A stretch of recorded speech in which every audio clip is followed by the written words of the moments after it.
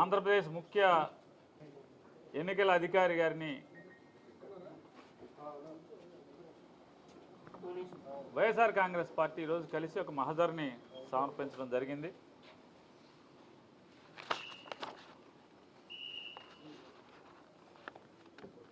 ఈ కలవటంలో ముఖ్య ఉద్దేశం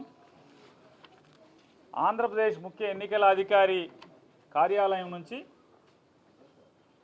Mukesh Kumar Meena chief electoral officer వారి కార్యాలయం నుంచి రాష్ట్రంలో ఉన్నటువంటి 175 నియోజకవర్గాలు అలాగే 25 పార్లమెంటు ఆర్ఓలందరికీ కూడా ఆయన కార్యాలయం నుంచి ఒక సర్క్యులర్ పంపించారు. ఏమని సర్క్యులర్ పంపించారంటే పోస్టల్ బ్యాలెట్లు లెక్కింపులో సడలింపులు వారు పంపించడం జరిగింది. ఆ సడలింపులు ఏంటంటే సాధారణంగా ఎలక్షన్ కమిషన్ ఆఫ్ ఇండియా అందరికీ కూడా పంపిస్తుంది రూల్స్, నియమావళి, నామినేషన్లు ఎట్లా ఉండాలి, నామినేషన్లు ఎలా వ్యాలిడ్ చేయాలి, ఎలా రిజెక్ట్ చేయాలి, లేదా తర్వాత ఎన్నికల నియమావళిలో వారు అనుసరించాల్సిన రూల్స్, అలా లెక్కింపులో కూడా వారు అనుసరించాల్సినటువంటి రూల్స్ కూడా గైడ్ లైన్స్ కానీ election commission of India procedures అందరూ కూడా ఇవ్వటం జరిగింది. దానిలో పోస్టల్ బ్యాలెట్ అని కూడా ఎలా లెక్కించాలి, ఏది వ్యాలిడ్ ఏది ఇన్వాలిడ్ చేయాలి అనేది కూడా క్లియర్ కట్గా ప్రతిదీ క్షుణ్ణంగా భారతదేశంలో ఉన్నటువంటి అన్ని రాష్ట్రాలకి కూడా వారు పంపించడం జరిగింది. దానిలో భాగంగా మన రాష్ట్రానికి కూడా వారు పంపించారు. ఆ పంపించిన దాంట్లో పోస్టల్ బ్యాలెట్ల గురించి కూడా క్లియర్గా ఇచ్చారు. Counting through postal ballot paper అనే దాంట్లో కూడా వారు ఇచ్చారు. క్లియర్గా ఇస్తూ ఖచ్చితంగా పోస్టల్ బ్యాలెట్ ఆ కవర్ల మీద ఆర్ఓలు, ఏఆర్ఓలు లేదా కౌంటింగ్ ఆఫీసర్లు వారు తీసుకోవాల్సినటువంటి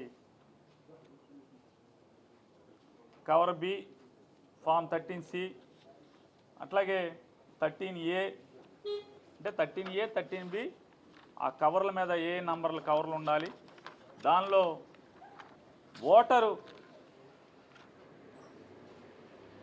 ఆ బ్యాలెట్ పేపర్ నంబర్ రాయటం, లేకపోతే వారి పోస్టల్ వారికి ఓటర్ లిస్టులో ఉన్నటువంటి క్రమ సంఖ్య ఏది ఉందో దాన్ని రాయటం, వారి పోలింగ్ స్టేషన్ నంబర్ రాయటం, అలాగే ఇతనే ఆ పోస్టల్ ఓటు వినియోగించుకున్నటువంటి ఎన్నికల బాధ్యత నిర్వహిస్తున్నటువంటి ప్రభుత్వ అధికారి ఎవరో అతనికి ఓటు ఎక్కడుందో ఇతనే అని చెప్పని అటాచ్ చేస్తూ ఒక గెజిటెడ్ అధికారి సంతకం పెట్టి స్టాంప్ వేయాలి అని గతంలో ఉంటే, కొత్తగా ఎలక్షన్ కమిషన్ ఏం చెప్పిందంటే ఒకవేళ స్టాంపు వేయకపోతే కనుక అతని చేతి రాలుతో డిజిగ్నేషన్ రాసున్నా కూడా వ్యాలిడ్ చేయండి అని చెప్పారు. చేతి రాతతో అతను ఎక్కడ అధికారిగా పనిచేస్తున్నాడు, ప్రస్తుతం ఎక్కడ ఉద్యోగం చేస్తున్నాడు అనేది కూడా రాసి చేత్తో కనుక రాసి సంతకం పెట్టుంటే కనుక దాన్ని కూడా వ్యాలిడ్ చేయండి అని చెప్పని ఎలక్షన్ కమిషన్ ఆఫ్ ఇండియా నియమావళిలో అందరి రాష్ట్ర ఎన్నికల అధికారులందరికీ కూడా పంపించడం జరిగింది. ఇది అందరు కలెక్టర్ల దగ్గర, అందరు ఆర్ఓల దగ్గర, అంటే జిల్లా ఎన్నికల అధికారుల దగ్గర, అలాగే అసెంబ్లీ నియోజకవర్గ రిటర్నింగ్ అధికారుల దగ్గర అందరి దగ్గర కూడా ఇది ఉంది. కానీ కొత్తగా ఆంధ్రప్రదేశ్ ఎన్నికల సంఘం నుంచి ఏమని పంపించారా అంటే ఒకవేళ వాళ్ళు కనుక చేత్తో కూడా డిజిగ్నేషన్ రాయకపోతే స్పెసిఫిక్ సిగ్నేచర్లందరికీ కూడా అన్నీ కలెక్ట్ చేసి ఆ కౌంటింగ్ అధికారులకు ఇవ్వండి. ఆ కౌంటింగ్ అధికారులు ఇచ్చిన చోట ఒకవేళ వాళ్ళు స్టాంప్ వేయకపోయినా చేత్తో రాయకపోయినా ఆ స్పెసిఫిక్ సిగ్నేచర్ చెక్ చేసుకోవచ్చు అని చెప్పి నేను ఇచ్చారు. దీని మీద మా అభ్యంతరాన్ని వ్యక్తం చేశాం. ఎందుకంటే ఆ స్పెసిఫిక్ సిగ్నేచర్కి అంటే ఒకటి ముందు భారతదేశంలో ఏ రాష్ట్రంలో కూడా ఈ వెసులుబాటు లేనటువంటి ఇంటర్ప్రిటేషన్ ఈ రాష్ట్రంలో ఎందుకు ఇచ్చారు? ఒకవేళ మీరు ఏదైనా ఒక రాజకీయ పార్టీ మీకు ఈ సందేహాన్ని వెలబుచ్చితే మీరేం చేయాలి? కేంద్ర ఎన్నికల సంఘానికి ఇక్కడ రాయాల్సింది. ఇక్కడ ఎంత పెద్ద అభియోగాన్ని నేరాన్ని అవతలోళ్ళు చేస్తున్నారు, మేము ఇచ్చిన పెద్దానికి మీరు కేంద్ర ఎన్నికల సంఘానికి రాస్తున్నారు కదా, మరి దీన్ని ఎందుకు రాయలేదు? రాయకుండా మిగతా రాష్ట్రాల్లో లేనటువంటి వెసులుబాటు ఈ రాష్ట్రంలోనే ఎందుకు ఇచ్చారనేది మా అభ్యంతరాన్ని వ్యక్తం చేస్తూ మీరు పునరాలోచించాలి. దీనివల్ల స్మూత్గా అంటే పారదర్శకంగా ఘర్షణ లేని వాతావరణంలో అత్యంత పారదర్శకంగా జరగాల్సినటువంటి ఎన్నికల ఓట్ల లెక్కింపు రసాబసా అయ్యేటువంటి కార్యక్రమం జరగబోతోంది. ఎందుకని మీ స్పెసిఫిక్ సిగ్నేచరు పెట్టిన సంతకం మీరు ఏదైతే ప్రొవైడ్ చేసి ఆర్ఓలకు ప్రొవైడ్ చేసినటువంటి స్పెసిఫిక్ సిగ్నేచర్ ఈ బ్యాలెట్ పేపర్ మీద ఈ ఫారం కవర్ 13B 13Cలో ఉన్నటువంటి మీరు చేసినటువంటి వాటి మీద ఆ సంతకం చిన్న స్ట్రోక్ తేడా వచ్చినా ఎవరో ఒకరు అబ్జెక్ట్ చేస్తారు. ఎంతమంది ఏజెంట్లు ఉంటారు? 15-20 మంది కౌంటింగ్ ఏజెంట్లు ఉంటారు. ఒక్కడు అబ్జెక్ట్ చేసినా కూడా అది అభ్యంతరమే. ఈ గొడవలకు దారి తీసేటువంటి పరిస్థితులు. ఎందుకని ఇంకోటి చెప్తున్నాం, ఆ ఇంటర్ప్రిటేషన్లో కూడా వారు రాసే దాంట్లో కూడా ఏమని రాశారంటే ఫెసిలిటీ సెంటర్ అంటే ఫెసిలిటేషన్ సెంటర్, పోస్టల్ బ్యాలెట్ వేయటాకి ఫెసిలిటీ సెంటర్ కూడా ఆర్ఓలే ప్రొవైడ్ చేశారు. కాబట్టి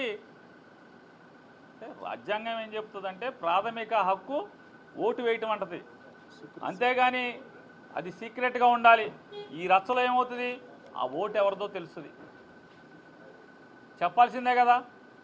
ఓటు ఎవరిదో తెలిసేటువంటి పరిస్థితులు ఉన్నాయి. రెండవది సీక్రెసీ అనేది మనకి రాజ్యాంగం చెప్పి ఎలక్షన్ కమిషన్ ఆఫ్ ఇండియా చెప్పినటువంటి సీక్రెసీ అనేది పోతుంది.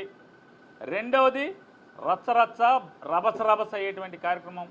సహజంగా మనమేముంటాం, బ్యాంకుకి వెళ్ళినప్పుడు స్పెసిఫిక్ సిగ్నేచర్ పెట్టమన్నప్పుడు మానవ నైజం చాలా జాగ్రత్తగా మన సంతకాన్ని పెడతాం.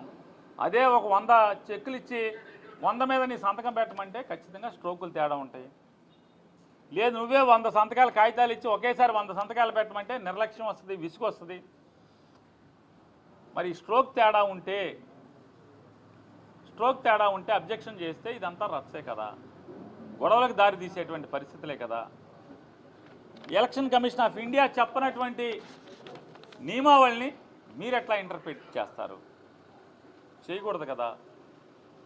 ఎలక్షన్ కమిషన్ ఆఫ్ ఇండియా లేనటువంటి నియమావళిని, వెసులుబాటుని కేవలం ఆంధ్రప్రదేశ్ రాష్ట్రంలో ఒక రాజకీయ పార్టీ వచ్చి కాగితం ఇవ్వగానే ఈ రకమైన ఇంటర్ప్రిటేషన్ ఇవ్వటం అనేది ఎలా పారదర్శకంగా ఉంటుంది, ఎలా నిష్పక్షపాతంగా ఉంటుంది? కాబట్టి దీన్ని పునరాలోచించాలని చెప్పని ఆంధ్రప్రదేశ్ రాష్ట్ర ఎన్నికల సంఘాన్ని మేము కోరటం జరిగింది. దీన్ని కూడా వారు కూడా చూపించడం జరిగింది. వారు కూడా తీశారు బయటికి. వారు కూడా ఎలక్షన్ కమిషన్ ఆఫ్ ఇండియాలో చూసి అన్నీ కూడా చెప్పాం. ఈ రికమెండేషన్ మరి వారికి ఇవ్వడం జరిగింది. ఇచ్చి